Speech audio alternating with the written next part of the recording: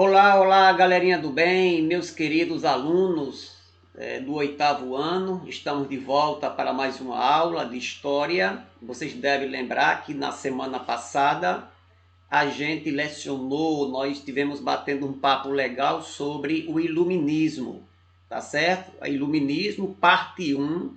Eu passei para casa uma atividade para vocês, recebi diversas atividades e gostaria de, nessa oportunidade, ter essa aula com vocês para a gente corrigir esta atividade, tá certo? Eu corrigirei a atividade e passarei no final uma pesquisa para vocês, tá bom? Então, boa aula e vem comigo.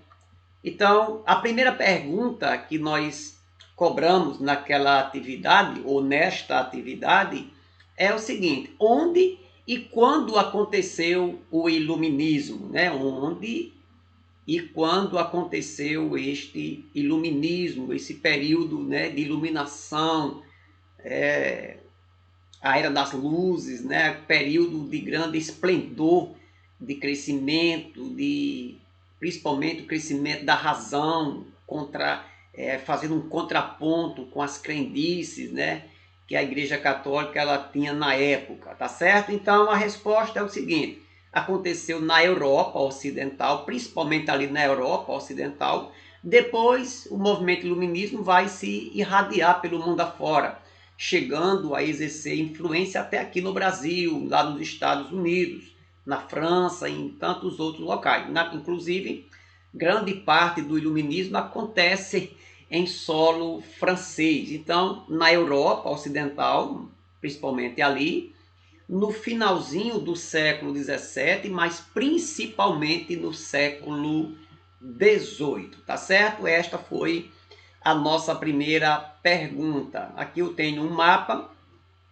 para mostrar para vocês o quanto o iluminismo ele exerceu, né, influência na sociedade, na cultura, na política dos países ali na Europa. A segunda pergunta é a seguinte: qual das alternativas abaixo define melhor o que foi o iluminismo? Aqui eu tenho algumas alternativas, dizendo essa primeira, que o iluminismo foi um movimento artístico do século XVI que revolucionou as artes plásticas na Europa. Você vai observando, né, já pelo século aqui, que essa pergunta aqui não tem nada a ver, né?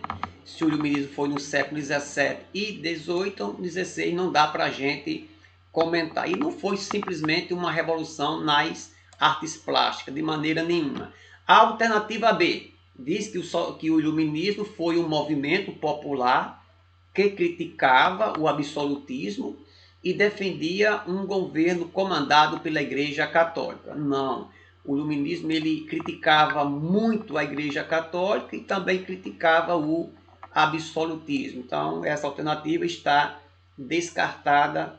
A C foi um movimento filosófico educacional ocorrido na Europa no século XVII, somente XVII, que pregava a universalização do ensino para todos, né? Apesar que o iluminismo ele tinha defesas da educação, né, de escola, mas não foi simplesmente um movimento filosófico e também educacional. Tinha muito mais do que isto, né? Tá certo? Então não é. A quarta, que é a verdadeira, o iluminismo foi um movimento cultural que aí envolve vários aspectos da cultura, né? A ideia das artes, a ideia da economia, a ideia de mudanças religiosas, mudança na política, mudança na economia, na própria sociedade, né? Ocorrida na Europa no século XVIII, que defendia a razão e combatia o regime absolutista. Então, a D seria a alternativa verdadeira. Vamos para a nossa terceira pergunta. O que os iluministas eles criticavam e o que eles defendiam? Então, nós vamos preencher aqui embaixo algumas lacunas para a gente ver o que é que eles defendiam, o que é que eles criticavam. a reforma do Estado. Eles defendiam. O Estado deveria passar por uma reforma. O Estado deveria exercer um poder sobre a vida das pessoas, não simplesmente o governo, não simplesmente o imperador, o rei que batia o martelo, era absolutista. Então precisava haver uma reforma no Estado, que o Estado ele pudesse ser compartilhado no que diz respeito à divisão de poderes, que o Estado começasse a administrar a sociedade, o povo, um país, e não um rei autoritário que passava por cima da lei. Então, a liberdade de expressão, eles defendiam, né? Coisa que na época as pessoas não tinham liberdade de se expressar. As pessoas poderiam ser presas, poderiam sofrer sanções. As pessoas eram muitas vezes limitadas a aceitar os absurdos do período do regime absolutista e também da maneira meio que desastrosa que a Igreja Católica ela procedia naquele período, né?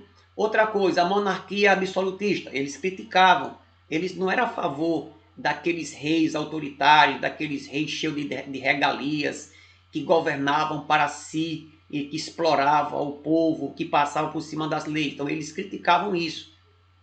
A perseguição política, né? A perseguição política, eles criticavam, né? Eles não concordavam que o governo, que o rei perseguisse, né? Explorasse o povo, dominasse o povo com mão de ferro.